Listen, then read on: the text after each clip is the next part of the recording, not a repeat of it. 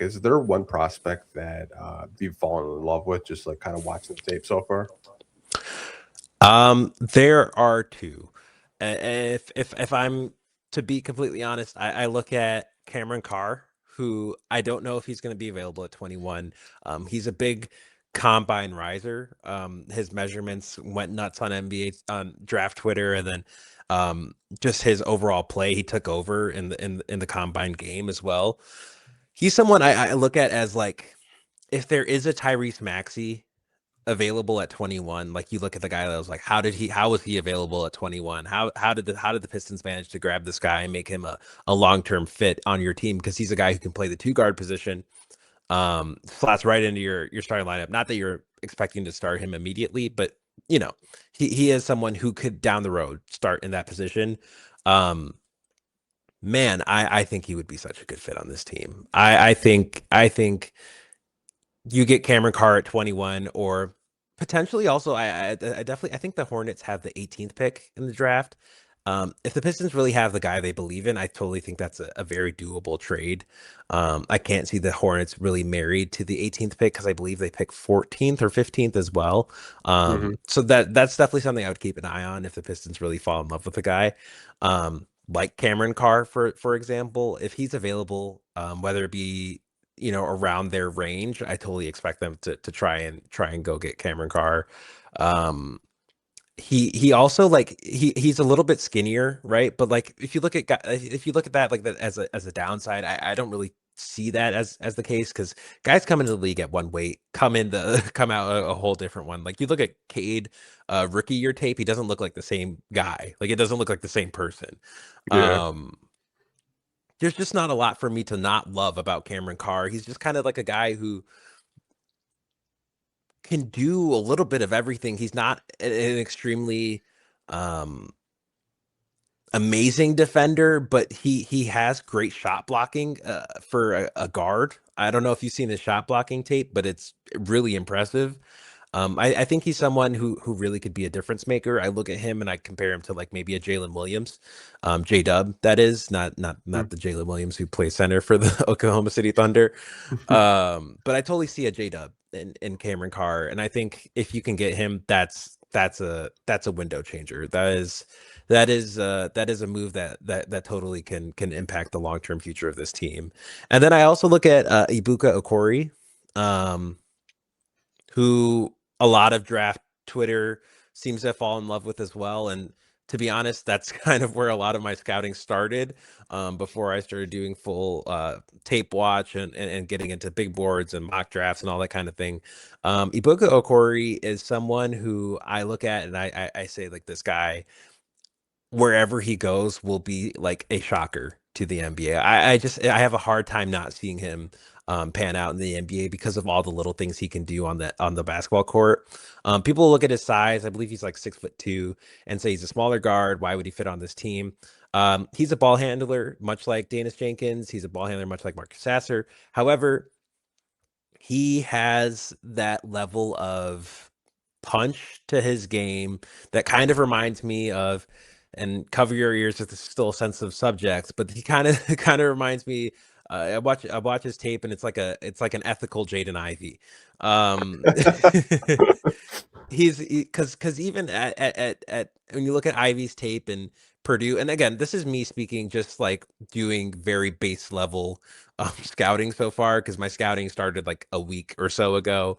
So I'm sure there's guys who can give you more qualified answers, and I'm sure there's someone in the comments who's like, this guy doesn't know what he's talking about. But and what I've seen, his play reminds me a lot of Ivy in that end where he's this speed demon. He's able to really get up there. But I also think, even though I was a big fan of Jaden Ivey coming out of Purdue, I thought he was, in my opinion, there was a point where I thought he was the best prospect in that draft. Obviously, aged poorly, but you live and you die by your takes. I still stand. I stood on it. I'm still going to admit to it now. But I think what differentiates him between Jaden Ivey is obviously he's a smaller guard, but I think he's a much smarter player. I think he's a much smarter player. I think he makes a lot better reads. He has a great feel for the game on the offensive end, and I think his playmaking is such a big win for the Pistons that if you can get this guy at 21, I think you walk away from the draft really happy with what you did. I think he's a super high ceiling guy. I look at Ibuka Okori as a guy who can make an all-star team in the future. He's like there's only like a handful of guys that late in the draft that you really are like, okay, this guy could still pan out to be something of that level of like talent where they're making an all-star team or in the consideration for an all-star team. And I totally think that's something in the cards. I think he's someone who, if he falls that far in the draft, it's just because he fell through the cracks. I totally see this guy wherever he goes. Part of me thinks he ends up in Toronto.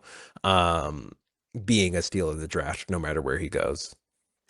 It's kind of funny because I just pulled up Tankathon for like a mock draft just to kind of talk about, like, we're talking about Cameron Carr, like they have him going 15 to the Bulls. Corey, who you just talked about, they actually have him end of the lottery or end of the first round, excuse me. 26 Okay. to the Nuggets, which, I mean, out of like all the guards in that range, I think he does make a whole lot of sense. Like one of the guards that I did like, which I don't know if he's going to be there for the Pistons, um, is the guard out of Iowa, Bennett Stritz. I think him and Okori, I think they're different types of guards. Obviously, I love his ability to get to the free throw line. Like I think that's like a really big skill out of his, but like he doesn't really turn the ball over too much either. Like he's just a really high level point guard, and obviously you need more ball handlers. I really felt last year we didn't address the backup point guard role. It was just like, hey, Karras, hey, Ivy, like you're going to be backup point guards when, you know, they have a skill set to bring the ball up the court, but they're not really organizers the way Okori could be off the bench. With the Pistons, I could also see him sharing the backcourt with Cade in situations where he's bringing the ball up the court and Cade could play off ball. I haven't watched too much tape on him. I kind of got into it maybe like 2 days ago, but I didn't finish. It was like a 60-minute highlight reel. I think I got 20 minutes in, but I mean, like, I looked at pick by you by a lot though, man. Yeah, and then if I can throw one more in there, I really like Joshua Jefferson. If you're looking at a guy who you want to maybe add in the front court, I think Joshua Jefferson is another guy that you could look at, especially with Tobias being a free agent. You don't know for certain if you're bringing him. I think the Pistons probably re-sign him, but even then, I think Tobias and Joshua Jefferson is a power forward rotation that you really feel comfortable with. I think he's such a safe scorer. I think he has great feel. If you can catch a feel for what I like in players coming out of the draft, if you have good feel for the game, I most likely will end up being a big fan. And Joshua Jefferson is no different. I think he's just a winning type of player. I don't know. I wouldn't say he has like an all-star type of ceiling, but he's a guy who I think could be in the NBA for a really long time as a rotation player, high-end role player, and totally could be a starter within 2 to 3 years. I think Joshua Jefferson is a great pick. And then to touch on Bennett Sturts briefly, I think he's most likely gone before 21. He's gonna totally be a draft darling. I at first wasn't in love with his game, not because I didn't see the positive qualities, but I just kind of didn't see the upside. And I think regardless of who you pick, if you're Detroit, I think this is a pick where you kind of want someone with a little bit of upside, because you have obviously guys like Assard, Cade, and Duran, but to add another guy who could still maybe pop in the future really changes a lot for you, right? Because of those three guys, only one's really a dynamic scorer. Duran, this year averaging around like 20 point or 18 to 19 points per game is huge, but he's not probably ever going to be like oh my god, look at Jalen Duren dropping like 40, right? Like that's not going to be a consistent thing with him, or it's not going to be a guy who's like a super flashy player. Cameron Carr is that for me, and that's why I kind of favored him more than Bennett Sturts, even if Sturts was available. That being said, I've come around on him in the last few days where I see him as a really high field player, a really like smart basketball player. I think he has a great shot, a great 3-point shot that hopefully can translate to the NBA. And he makes great reads, he makes great passes, and he's really not prone to turnovers, which, if you're a Pistons fan, really warms your heart because this is a team that loves to turn the ball over like crazy. And I totally think he alleviates pressure off of Cade. I think he's of the guys that we talked about so far. If you draft Brennan Sturts, I think you expect him to start day one. I totally would put him in the starting lineup, barring like the worst summer league of all time. I Yeah. totally would put him in the starting lineup. Um, you still have Duncan. You totally bring him off the bench, and that just opens up a lot. And you could still Danis, I think, has pretty much solidified himself as the sixth man of this team. And having a guard rotation where you have two guys like that, who can handle the ball and can spot minutes with Cade, whether it be Danis, whether it be Bennett, I think that could also be huge too. So there's a handful of guys I really think could be great for the Pistons. Yeah, I mean, if you're going playmaking, like all those guys kind of make sense. Maybe not Sturts to an extent because I don't actually see him as a point guard at the next level. I see him more of like a undersized two guard. Like I see a lot of Tyler Hero. Like just the way he comes off screens and the way he's just shooting really deep. Like I see a lot of similarities to Tyler Hero in his game. But I mean, you're just talking about 3-point shooting and scoring. Like Malik Thomas to me, all that kid does is score. Like that, he does not look the pass. Like he's just a certified bucket. Like if I'm just looking for a score, like Malik Thomas would be pretty high on my board if I was a Piston fan. Yeah, Malik Thomas. I want to say it was like 2 or so weeks ago, I wrote down just like a list of guys that I thought the Pistons could target at 21. A lot of people are really holding their breath for Yaxel Lendenberg. I'm just here to tell you right now that's not going to happen, No. unless you make some really significant trade up, or Yaxel has the worst draft interviews of all time. You're probably not walking away from this draft with Yax, which I'm a big fan of his game. I think he's going to be a great player in the NBA. For that reason, he's not going to be available at 21. But you look at guys like, excuse me if I'm butchering his name, but Dalen Swain, Cameron Carr, Isaiah Evans, Bennett Sturts, Christian Anderson, Tyler Tanner, Malik Thomas, and Joshua Jefferson. I think those are all guys that, realistically, at least one of them will be available at 21. And I think any of those guys you feel pretty good with, but of the guys we talked about so far, obviously, I have my like 3 or 4 guys that I really think could be a big hit. I'm personally pushing for Cameron Carr. I think Cameron Carr is going to be a really, really, really, really, really big pick if you can make that. Um, I just really believe in what he's able to do, and I think he's someone who's just waiting to pop on the NBA level. Not saying he's going to be a day one guy where he just comes out, hair on fire, just playing like a, Jade up out the gate, but I totally think that's someone who can end up being a really significant player for whichever team drafts him. Yeah, I mean, I think he was every Pistons fan's dream until the NBA Combine, and he just drops 30, and then Yeah, he shoots up to like late lotto, and you're like, ah, shit, like that's the guy I wanted. He played too well. Maybe Trajan actually drafts his first Dookie. I mean, Isaiah Evans. Isaiah Evans, man, like I was watching him, and my buddy's like, does he kind of shoot like Brandon Ingram a little bit? I was like, I kind of see it. Obviously, he's not as like jerky as Bi, but I mean, Isaiah Evans, in my opinion, I think he's the best shooter in this class. Like just the way he's able to get those threes up and like make a pretty good percentage on high volume. And I mean, you're looking for a kind of like a 2-3. I think he kind of fits into that mold. Yeah, I totally see the vision with Isaiah Evans. He kind of reminds me a little bit, ironically, because the first name of Isaiah Joe, in OKC.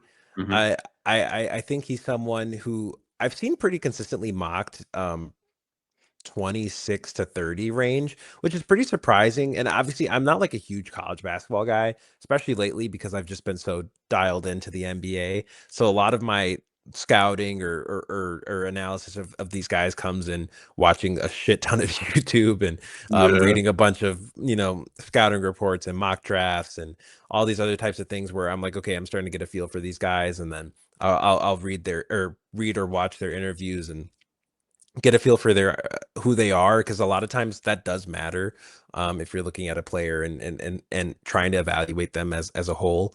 Um, I think Isaiah Evans is totally someone who would have interest in this front office. Uh, obvious reasons, right? Yeah. Duke shooter. I'm sure there's some level of favorability there. I totally think he's someone who could plug and play pretty seamlessly. I think the question marks around him are on the defensive end of the game. Especially being a young player, JB's not going to let you off easy if you're not being at least an aggressive defender, even if you're not a talented defender, or you're not a skilled defender. If you're not really making plays on that end of the game, especially as a young player, it's hard for me to envision JB trusting a young player like Isaiah Evans if he doesn't make developments on the defensive end of the game. I'm a fan of him. I'm a fan of his. I'm a fan of what he does on the offensive end. I think I agree with you. He is one of the most talented shooters in this draft. I think if you're looking at the draft, I think you're looking at guys that you want to pick and you can feel confident are going to play day one. This isn't a scenario where you draft someone at 21 or maybe you trade up to 18 and you're like, hey, we're going to put you in the Motor City Cruise for a little bit, let you get a feel for the game, and then maybe we'll get you some spot minutes here or there. Like they kind of did with Bobby. I don't see that as a realistic scenario, knowing kind of the direction this roster is going. You can't really afford that. You need someone who you can believe is part of this rotation upon draft day, almost like, hey man, Yeah. like we need you to go immediately. I think Isaiah Evans could be that, but ultimately it's on the defensive end of the game, knowing JB and knowing what he really prioritizes. Um, I can't say with confidence he would play day one. Yeah. I personally would play Isaiah Evans day one. I don't know if JB Bickerstaff would play him day one, because JB is a stickler for defense. I mean, he would even get on Beasley, who was a veteran at that point, for defensive lapses. So it's definitely going to be a learning curve if they draft Isaiah. Yeah, I mean, you know, it's bad when even JB's kids are doing the shimmy, not getting back on defense. Like Yeah, he's like yeah, kind of yeah, like he yeah. even said it like, yeah, so now my kids are doing the shimmy. But yeah, I'm with you on Isaiah Evans. Like I'm not entirely sure if JB would actually like fully trust him. I mean, like Chaz Lanier, who we drafted this year, who I didn't think was actually like a bad defender. I thought he was passable at times. He got no clock in. Like he's a shooter. Like saw him just erupt in the Motor City Cruise this season. So I think they're looking for just like NBA ready now. Like you're in the rotation like day one. They don't need someone that's 2 years away from being 2 years away. To your point. Yeah. I also totally think Chaz could and honestly should have gotten like a shot at some point. Yeah, I thought he played really well on the cruise, and I thought he did well with his NBA minutes, but that's neither here nor there. But yeah, like I totally think this is someone who you bring in day one, and you're like, hey, we need you to play immediately, right? Like we need you to be someone we trust as a contender in the NBA, contender in the Eastern Conference, to get significant minutes throughout the season. Obviously, not saying you're not allowed to make mistakes or stuff like that, but we're going to need to trust you that you're going to be able to keep up with the level of like a Cade Cunningham, keep up with an Asar Thompson, whoever is playing power forward, whether it be Tobias Harris, trade guy, whatever, or and yeah, obviously keep up with Jalen Duren. It's a lot to ask of a young player, but whoever you draft here, I totally think is someone that I mean, I probably most likely is not starting, unless you believe in Bennett starts, which it's a possibility. yeah, Um, but it's someone who's going to probably have a spot in the rotation, and it's someone who you're going to need to play big minutes. yeah. I see a lot of. I don't want to call them pessimistic Pistons fans because I understand it. They're like, if we come out of the draft with another guy that can't shoot. And like, I'm not gonna say this guy can't shoot, but he was kind of on my radar because he can play both ends of the floor. He plays with Cameron Carr actually. His first name's Tonde. I'm not gonna try to pronounce his last name because it's long as hell. But I mean, like, if they came out of the draft with him, I think a lot of Pistons fans would just be like rolling their eyes because he shot under 30% from three at Baylor. But I mean, he's just got the physical tools to be like a two-way forward. Yeah, I totally think Tonde can be that level of player. Again, he's someone who I haven't done as much in depth scouting on. It's pretty much just been like um couch scouting, right? Like just Yeah. like watching YouTube or whatever. But I think you can still get somewhat of a feel. Like obviously I'm not gonna claim to be an expert on Tone Day. I wanna say I'm not gonna actually try. Do you still have the graphic that you made? Yeah, yeah, I Because still have it. I Hold could on. give it a shot here if I see his name. I wanted to say it's Tonde oh, uh, Hold on. There we go. Tonde Iyasafu. I want to say is Yeah, his last probably. name. Yes, a foo. Um, he is a really skilled player. I totally think it's valid to be like, oh man, we can't. He's not going to shoot the three ball immediately, but um, I believe in skill, man. Like if you really believe he's the best player available, I think you pick him. Especially because he's still someone who's yet to reach his ceiling and totally has a high ceiling. If you can get a high ceiling guy that isn't whose floor isn't, out of the NBA at 21, that's a pretty big win. If he's available and the Pistons front office and their scouting team totally believes this is the best player available, I would trust it. I feel like they haven't really given enough reason to not trust their process so far. I think this is a front office that kind of like does their homework, and I think whoever they pick is ultimately going to be um, seen with a lot of scrutiny, unless they're like somehow beloved upon arrival, but that's really rare in this fan base. Um, but I think summer league could be a big opportunity for whoever they draft to show to the fan base that okay, this is who I am. This is what I do. This is what my ceiling. This is get a feel for my game. Get a feel for where I'm going to be. Maybe day one. Obviously, guys who play amazing in summer league don't always translate to the league or vice versa. But it's going to be a pick that gets a lot of the scrutiny. But Tonde Iesafu is someone that I totally believe in. Any of these guys, honestly, I think are good. I'm probably the lowest on Hans Steinbeck. Um, just off of like again couch scouting. I'm not the highest on him.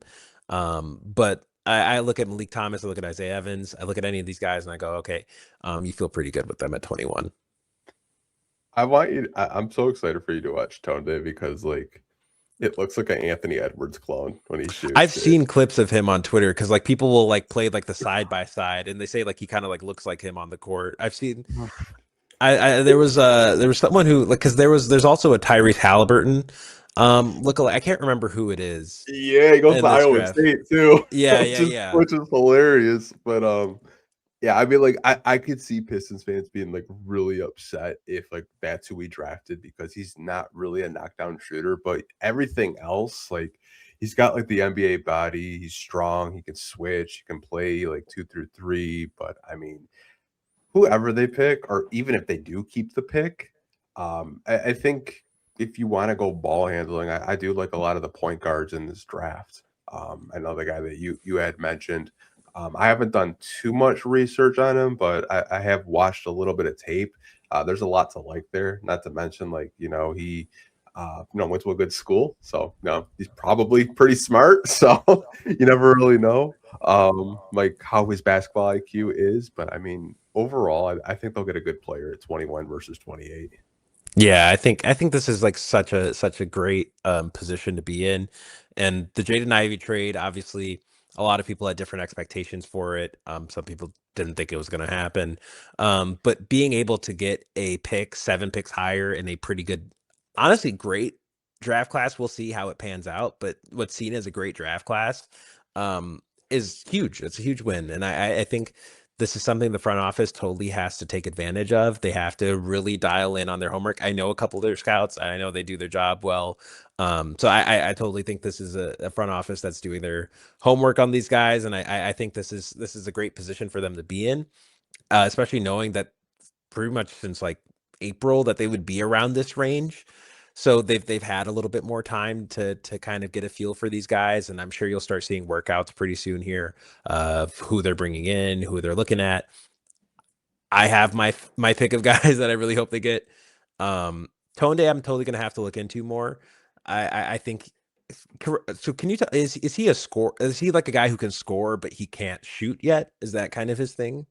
I mean, he can hit the occasional 3 if he's open, but, I mean, it's not that he can't score, it's like he's got a post game, like, he's got, the physical tools to play the passing lane, like, he can be a point and attack defender, like, there's a lot, to like about him, but I could totally see Pistons fans punching a wall if that's who Trajan picks, coming up here saying, like, "Yeah, we tried to get the person right," like, I could 100% like see Sure. Pistons fans just like crash it out. Like let's like someone falls in the draft that was like a 3-point shooter, a playmaker. Like I could totally see us like crashing out over it, like we Yeah, always shout do out to every you draft. punching a shout out to whoever's punching a hole in the wall over the 21st pick in the NBA draft. Respect, honestly.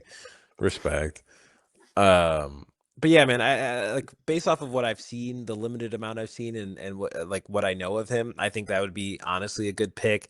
Because it's not like the NFL draft where who you select is like impacting your offseason because your offseason in the NFL, your offseason pretty much happens before the draft.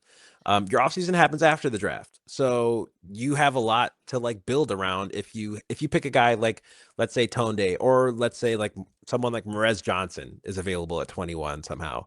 Um, those are guys that obviously are not going to shoot the ball unless they have some like what was his name? Ryan Dunn level like rookie year shooting leap where no one expected them to shoot the first year and all of a sudden they're shooting at like a pretty decent clip. That's awesome.